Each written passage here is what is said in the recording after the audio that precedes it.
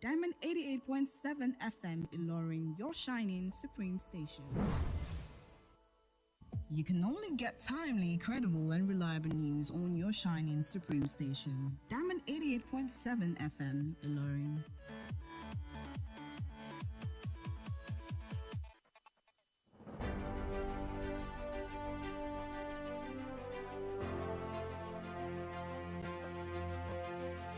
From the news desk of Diamond 88.7 FM Ilorin, this is News on the Hour.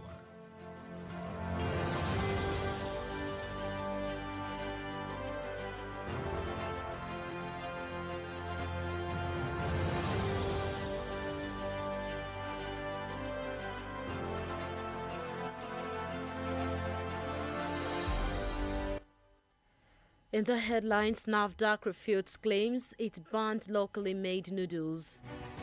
IPOB warns Arewa Group for advising Buhari against releasing Nnamdi Kanu. On the foreign scene, on the ongoing war in Sudan, fighting continues despite agreed ceasefire. In sports, Inter Milan plans summer move for Leicester's Kelechi Iheanacho. Good afternoon and thank you for joining us for the news on the hour on Diamond 88.7 FM Ilorin. I am Tobi Adebisi. You can listen to us via our website www.diamondfm.net or watch us live on Facebook at Diamond 887 FM. We'll bring you details of the news after this break. Please stay with us.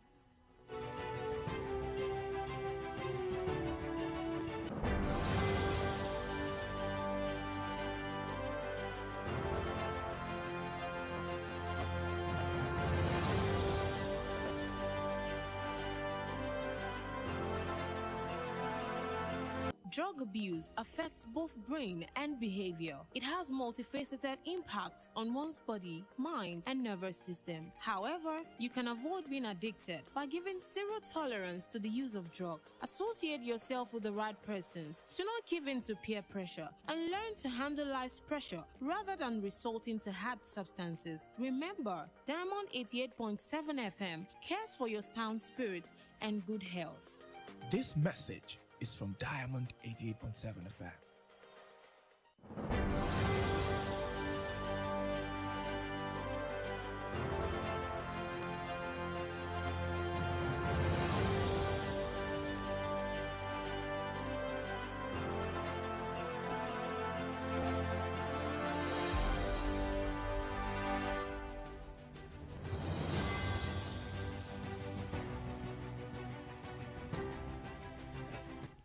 You're welcome back. Now the news in detail.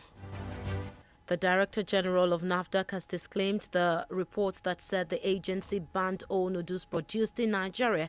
The NAFDAC DG Professor Mojisola Adeyeye, in a televised program monitored by Diamond FM, said the federal government years ago banned some noodles to encourage local production of noodles, and all noodles since then have been produced in local factories and registered by NAFDAC.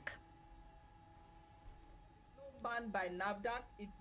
The ban was by the federal government many years ago to encourage local manufacturing. There is no ban that is related to noodles or to the noodles in Taiwan or Malaysia. NAFDAC did not ban any noodle. Noodles have been banned for many years, even before my time. That is why we only have locally manufactured noodles registered by NAFDAC.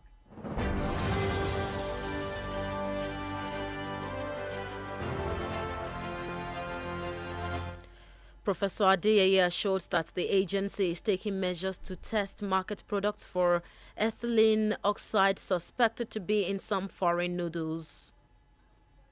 The noodles that we have registered, locally manufactured noodles, are safe. However, science is not static. Science is dynamic. When we heard of what happened in Taiwan, we said, okay, we're going to, for precautionary measure, we're going to examine what we have in Nigeria for ethylene oxide. That is making sure that there is nothing like that, or there is nothing, no infiltration or smuggling of noodles into the country. That is part of what we do in post-marketing. The Nigerians and the rest of the world woke up to the discovery that some foreign noodles in Taiwan contain ethylene oxide that causes cancer, a discovery that has generated serious tension.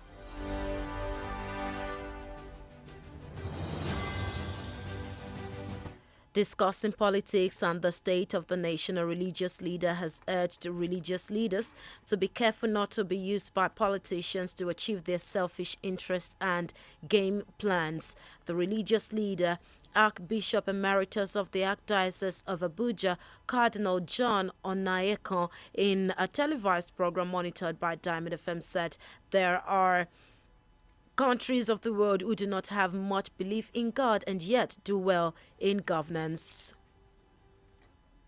God, the more we should be on we should be on guard, not to be found to be using the name of God in vain.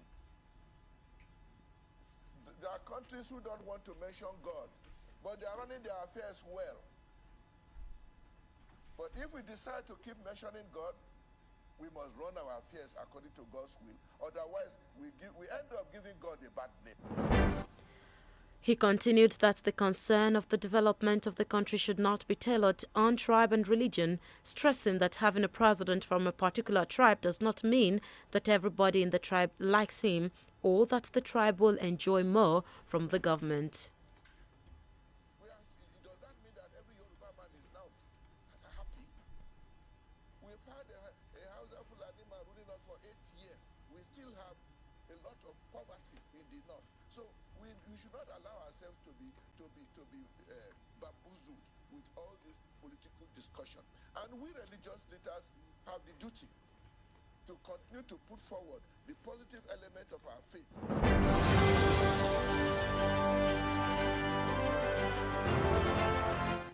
Cardinal Onayekon added that he will applaud a president who serves the country in such a way that Christians and Muslims will feel the impacts. Nigerians have been advised to pray fervently for the incoming administration of President-elect Shiwaju Bola Ahmed Tinubu for it to succeed in taking Nigeria to greater heights.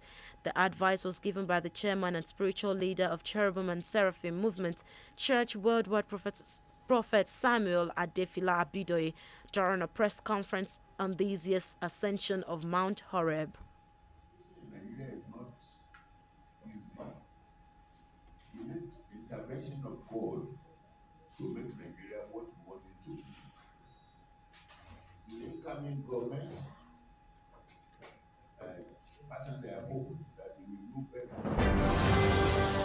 According to Prophet Abidoye, the ascension of Mount Horeb, which will be the 54th edition, will be held from Sunday 7th of May, with the arrival of members to Sunday 14th of May with Thanksgiving service. He disclosed that prayers will be held for Nigeria and the incoming administration in the country during the program.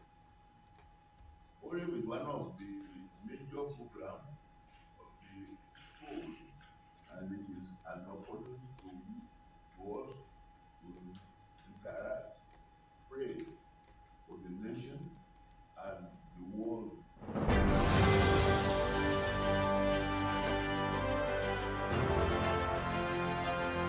Prophet Abidoye advised Nigerians not to lose hope in the country but pray for leaders at all levels to rule the country with the fear of God. The indigenous people of Biafra, IPOB, has condemned the call by the Arewa community in southern Nigeria that President Muhammadu Buhari should not release its leader, Nnamdi Kanu, before May 29. The leader of the Arewa community, Musa Saidu, made the call while faulting the remark by the President General of Ohaneze, Emmanuel Uwanyao, who had earlier pleaded that President Buhari releases Kanu before he leaves office. Reacting, the spokesman of IPOB, Ima Powerful, described the Arewa community as a group that is definitely an enemy of unity. IPOB warned the Arewa community to stop talking trash against Kanu's release.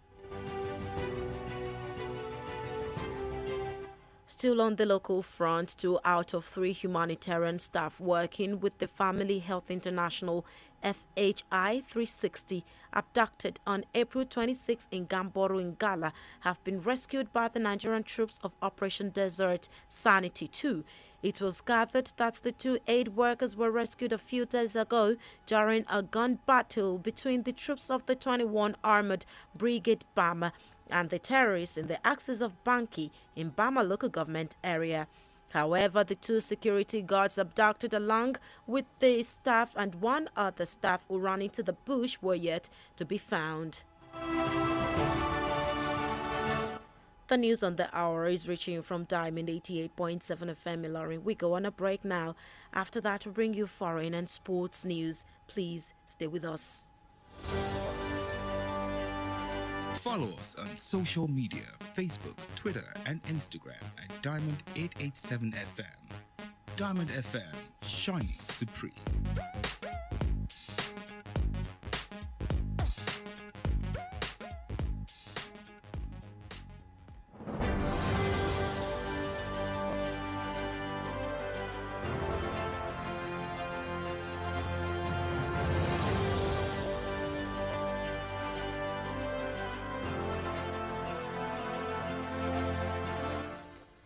You're welcome back. Now the news continues, and if you just tuned in and joining us, this is the news on the hour reaching you from Diamond 88.7 FM.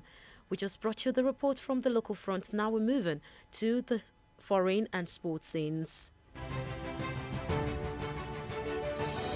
On the foreign scene, in spite of a new ceasefire supposedly beginning, fierce fighting could be heard in central Khartoum as the army tried to push back the paramilitary Rapid Support Forces (RSF) from around the presidential palace and army headquarters.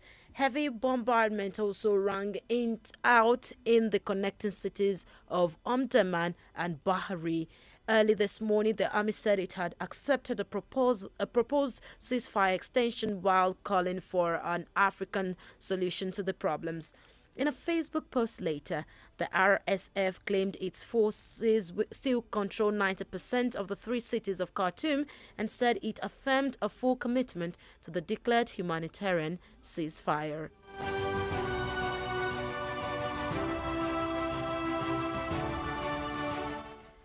In sport, according to Italian publication Inter Live, Serie A giants Inter Milan are keeping tabs on Nigeria international and Leicester City forward Kelechi Iheanacho.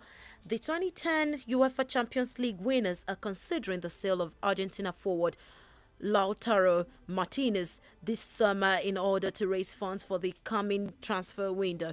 Iheanacho, who is currently valued at €17 million, has been in fine form at Leicester City, bagging 8 goals and registering 4 assists for the Foxes.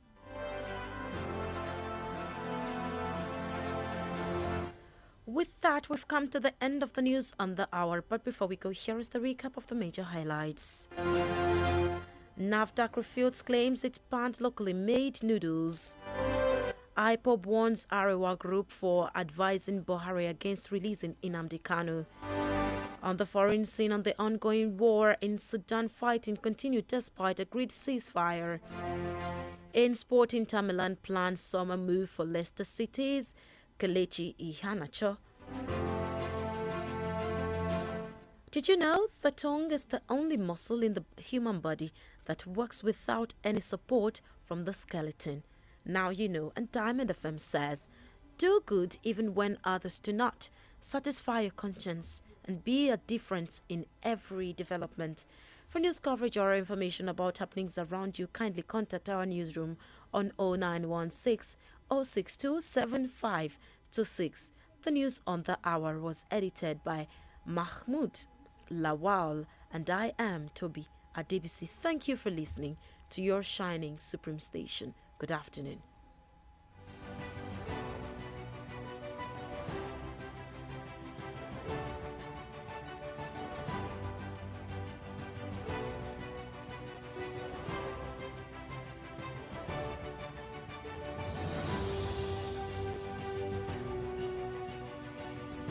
Diamond FM, radio made for you. Diamond FM Ilorin, àwọn àwa là ń gbé ìròyìn àwọn ìṣẹ̀lẹ̀ orin àtàwọn amúlùdùn yògbà tí ò láfijọ́ ṣe ti aráyé. orúkọ mi ni Yèyélúà Tóyìn Adégbọlá mo sì ti lé ní 50 ọdún láyé láàyè àtàyè ìdẹ̀ra. ìgbòkègbodò mi pọ̀ gan-an nínú iṣẹ́ tí mo yàn láàyò gẹ́gẹ́ bí òṣèré orí ìtàgé kì í sì rẹ̀ mí bẹ́ẹ̀ ni kì í sú mi. àwọ̀ mi sì ń jí pépépé sí bíi tọmọ tuntun lójoojúmọ́. ẹ fẹ́ mọ̀dí abájọ. Monomin Plus atẹ́jẹ̀ṣe oògùn tó ń fi epo ẹja cod liver oil ṣẹjọ́ ẹ̀ food supplement ni. èròjà ẹ peléke ó ń tara ṣe ó ń mára dán ó ń jẹ́ kọ́mọdé dàgbà dáadáa ó sì ń jẹ́ kí àgbàlagbà máa ta kébékébé. Monomin Plus. Monomin Plus fún èròjà tó ń tún inú ara ṣe lẹ́yìn ìwádìí ìmọ̀ ìjìnlẹ̀ a tún fi èròjà cod liver oil epo ẹja sí ló fi wá di oògùn méjì tá a papọ̀ sínú ẹyọ kan ṣoṣo la fi ń pè é ní Monomin Plus. iléeṣẹ́ Tuyi Pharmaceutical Industries Limited àwọn tó lórúkọ tó ṣe gbẹ́kẹ̀lé níbi kápò oògùn òyìnbó ló ṣe é. Monomin Plus. Monomin Plus. lọ́dún tá a wà yìí o a máa ṣoríire ilé-iṣẹ́ wa lálùbáríkà tí pọ́ǹpì onílẹ̀ ìfọkànbalẹ̀ làwọn èèyàn ti ń ralẹ̀ torí pé ọ̀rẹ́ ará ìlú ni wá o.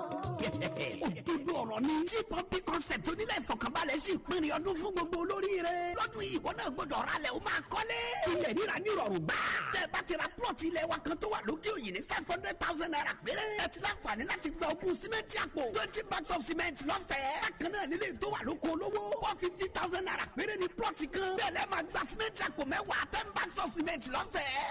ilé kíkọ́ ti bẹ̀rẹ̀. Land Bank ilẹ̀ wa tó wà lélẹ́mẹ̀rẹ̀. ilẹ̀ tá a rẹ̀ rà pamọ́ fúnra wa tàbọ̀ mọ́ tá a bí torí ọjọ́ iwájú sí ta o. 300,000 naira ní 500 square meter. 200,000 naira ní 300 square meter. àwọn olóríire ti ń jàǹfààní yìí báyìí. ó di Friday June 30 ọdún yìí kó tó parí. ẹ tètè máa bọ̀ lọ́fíìsì tí pọ́ǹpì concept tó wà ní suite 8 legislative quarters along Yidi Road Ìlọrin telephone 08052888552. tí pọ́ǹpì concept developer that cares. kì í sú wa kì í rẹ̀ wá nínú ìlàkàkà wa láti ṣàgbéró ìmọ̀ ohun ìlànà iṣẹ́ ìgbóhùnsáfẹ́fẹ́ tó kúnjú òṣùwọ̀n ṣíṣe. Diamond FM Ìlọrin.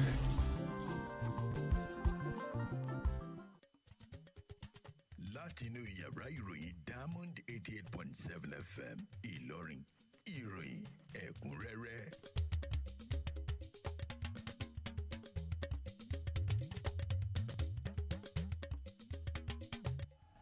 ẹ káàsán wọ̀nyí làwọn kókó tó wà nínú ìròyìn náà. àjọ NAFDAC fọwọ́ bí ìròyìn fífòfinde àwọn noodles tí wọ́n pèsè lábẹ́lé dànù.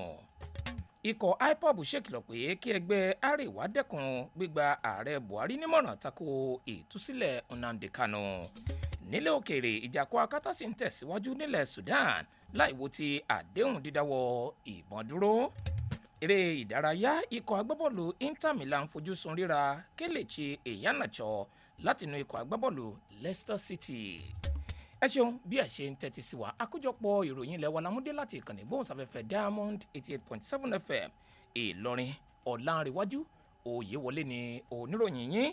bákan náà lẹ́tún lè gbọ́ wa lórí àtẹ ayélujára wa www.diamondfm.net tàbí kẹ́ wò wá lórí ìtàkùn àbánidọ́rẹ̀ẹ́ Facebook wa @Diamond 887 FM. ẹ̀kúnrẹ́rẹ́ ìròyìn náà ń bọ̀ wá lẹ́yìn ìdánudúró ráńpẹ́ yìí.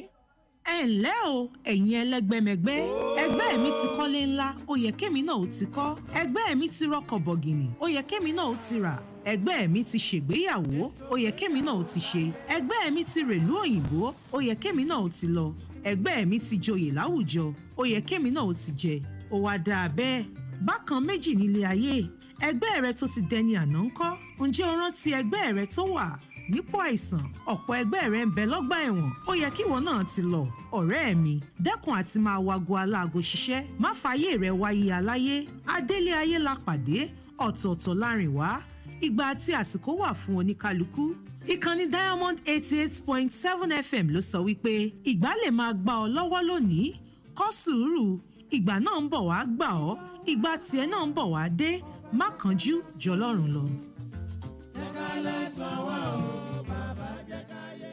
ọ̀rọ̀ ìmọ̀ràn yín wá láti iléeṣẹ́ Diamond 88.7 FM.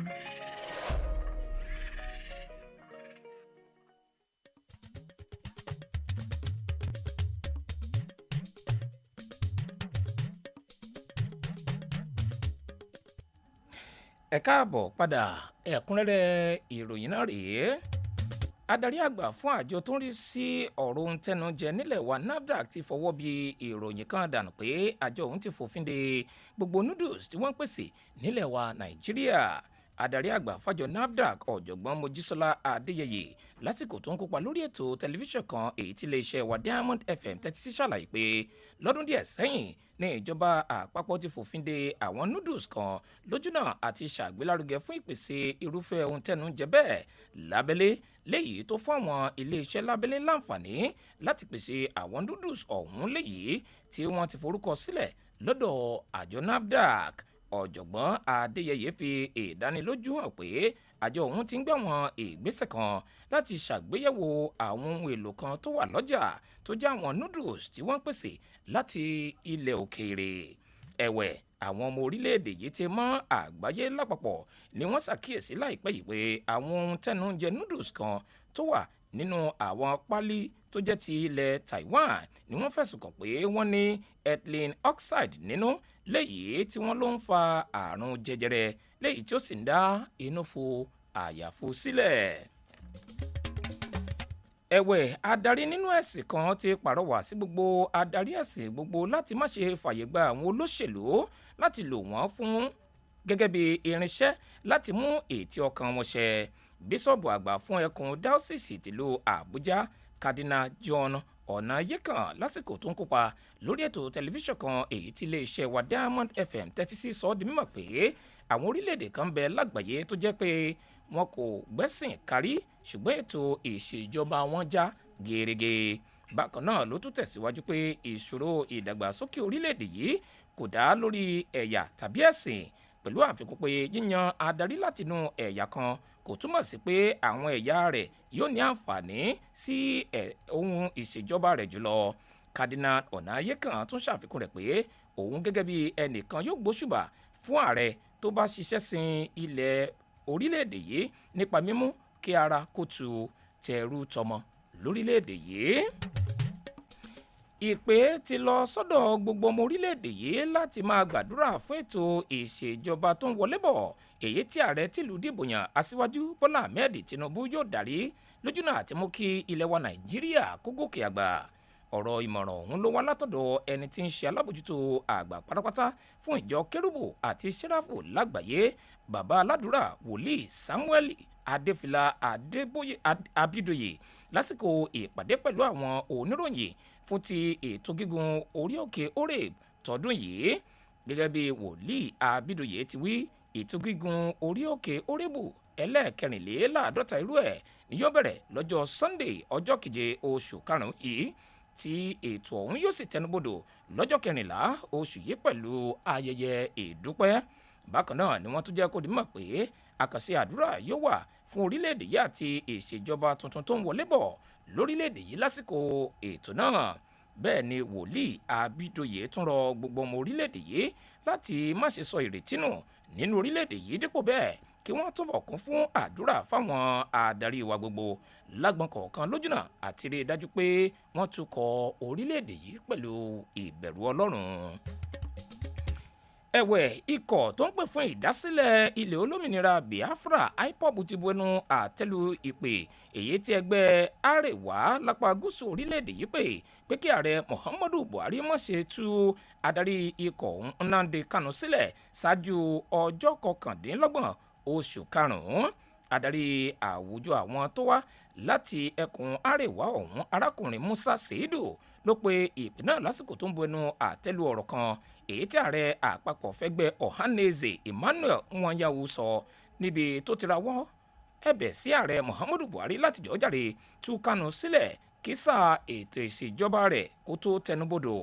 Nígbà tó ń sọ̀rọ̀ lórí ọ̀rọ̀ ọ̀hún, agbẹnusọ fún ikọ̀ IPOB Eman Powerful júwe ẹgbẹ́ Àrẹwà ọ̀hún gẹ́gẹ́ bí ọ̀tá ìṣọ̀kan.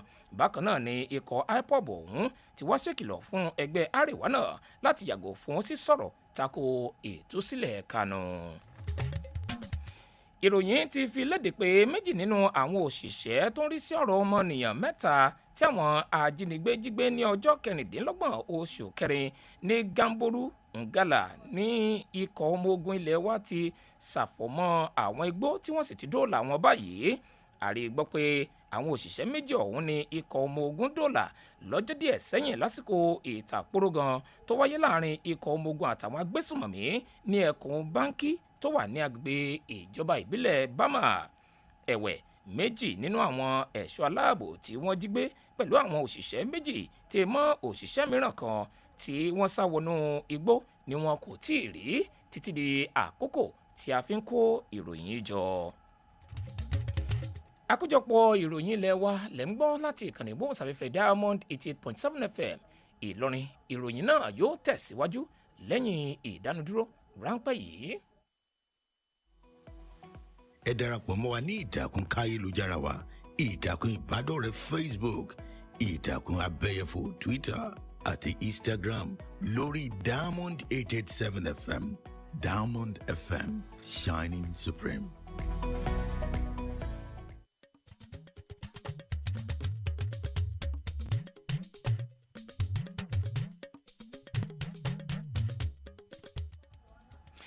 ẹ káàbọ̀ padà bóyá ẹ̀yin ṣẹ̀ṣẹ̀ ń darapọ̀ mọ́ wa àkójọpọ̀ ìròyìn ilé wa lẹ́ ń gbọ́ láti ìkànnì ìgbóhùnsáfẹ́fẹ́ Diamond 88.7 FM Ìlọrin. ìròyìn náà ń tẹ̀síwájú báyìí.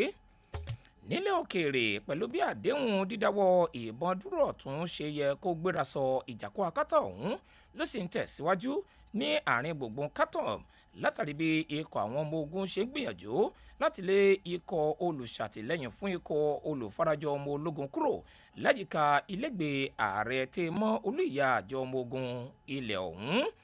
ẹ̀wẹ̀ òwúrọ̀ òní níkọ̀ ọmọ ogun sọ di mímọ̀ pé àwọn ti tẹ́wọ́ gba ìpè mímú ìsúnsíwájú bá ìgbésẹ̀ dídáwọ́ ìbọn dúró bẹ́ẹ̀ ni wọ́n pè fún ojútùú sáwọn ìṣòro náà. àmọ́ ò lórí ìtàkùn abánidọ́rẹ̀ẹ́ Facebook ikọ̀ RSF ọ̀hún sọ di mímọ̀ pé ikọ̀ náà ti gbàkóso ìdá 90 àwọn ìlú mẹ́ta ọ̀tọ̀ọ̀tọ̀ nílùú Khartoum pẹ̀lú àfikún pé ikọ̀ ọ̀hún sì farajì sí ìpè dídáwọ́ ìbọn dúró náà. lágbọn ìròyìn eré ìdárayá ikọ̀ agbábọ́ọ̀lù Inter Milan ti ń fojú sun ríra agbábọ́ọ̀lù ọmọ ilẹ̀ wa títún ṣe agbáwọ̀ iwájú nínú ikọ̀ agbábọ́ọ̀lù Leicester City Kelechi Iheanacho. ikọ̀ agbábọ́ọ̀lù náà ló ti ń gbà lérò láti ta agbáwọ̀ iwájú fún ikọ̀ Argentina ní Lautaro Martinez lójúnà àti fi owó ọ̀hún ra àwọn agbábọ́ọ̀lù kan lásìkò káràkátà àwọn agbábọ́ọ̀lù tó ń bọ̀. Iheanacho ọ̀hún ló ń tàbí elégbé nínú ikọ̀ agbábọ́ọ̀lù Leicester City pẹ̀lú bí ó ti ṣe jẹ́ àmì ayò 8 ọ̀tọ̀ọ̀tọ̀ fún ikọ̀ tó ń gbá fún pẹ̀lú ìrànwọ́ 4 ọ̀tọ̀ọ̀tọ̀ mìíràn bákan náà. àkójọpọ̀ ìròyìn ilé wa fún tọ̀sán tòní ọ̀hún kò ní jù báyìí lọ ṣùgbọ́n kí n tó máa lọ ẹgbẹ́ àwọn kókó tá a ti mẹ́nubà nínú ìròyìn náà lẹ́ẹ̀kan sí i. àmúwá sétí gbọ̀nyìn lọ́sàn-án tòní wípé àjọ NAFDAC fọwọ́ bí ìròyìn fífòfinde àwọn noodles tí wọ́n ń pèsè lábẹ́lé dànù. bákan náà látúnjẹ́ kẹ́ ẹ gbọ́ wípé ikọ̀ IPOB ṣèkìlọ̀ pé kí ẹgbẹ́ Àríwá dẹ́kun gbígba ààrẹ Buhari nímọ̀ràn tako ìtúsílẹ̀ Nnamdi Kanu. nílẹ̀ òkèrè ajẹ́kẹ́ gbọ́ wípé ìjàkọ́ akátá sì ń tẹ̀síwájú nílẹ̀ Sudan láìwo ti àdéhùn dídáwọ́ ìbọn dúró. lágbọn ìròyìn eré ìdárayá ajẹ́kẹ́ gbọ́ lọ́sàn-án tòní wípé ikọ̀ agbábọ́ọ̀lù Inter Milan fojú sun ríra Kelechi Iheanacho látinú ikọ̀ agbábọ́ọ̀lù Leicester City. àkójọpọ̀ ìròyìn ilé wa fún tọ̀sán tòní ọ̀hún kò ní jù báyìí lọ lẹ́ẹ̀kan sí kí n tó máa lọ ẹgbẹ́ àwọn iṣẹ́ tá a ní fún yín yìí. ǹjẹ́ ẹ mọ̀ pé ahọ́n nìkan ní iṣan nínú àgọ́ ara ènìyàn tó ń dá ṣiṣẹ́ láìsí ìrànlọ́wọ́ egungun níbẹ̀. ọ̀rọ̀ iyebíye Diamond FM tòní Diamond FM sọ lónìí pé máa ṣe rere nígbà gbogbo bí àwọn ènìyàn mìíràn bá tilẹ̀ kọ̀ láti wo ìwà rere rí dájú pé ẹ̀rí ọkàn rẹ̀ ń dá ọ láre ní gbogbo ìgbà. láti fi èyíkéyìí ìṣẹ̀lẹ̀ yàjóyàjó tó bá ń ṣẹlẹ̀ láyìíká àti agbègbè yín tó yàrá ìròyìn iléeṣẹ́ wa létí ẹ kàn sí wa lórí ẹ̀rọ ìbánisọ̀rọ̀ yìí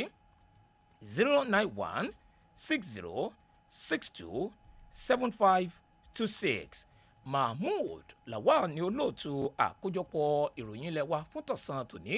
Ọ̀lànrewájú Oyewole ló tú sí èdè àbínibí tó sì mú wá sétígbọ̀yìn. ẹ ṣé o bí ẹ ṣe ń tẹ́tí sí kàn níyìn tó tàwọn yọ̀ ẹ̀ mọ̀ yáṣẹ́. ìròyìn ẹ̀kúnrẹ́rẹ́ láti ilé iṣẹ́ Diamond FM.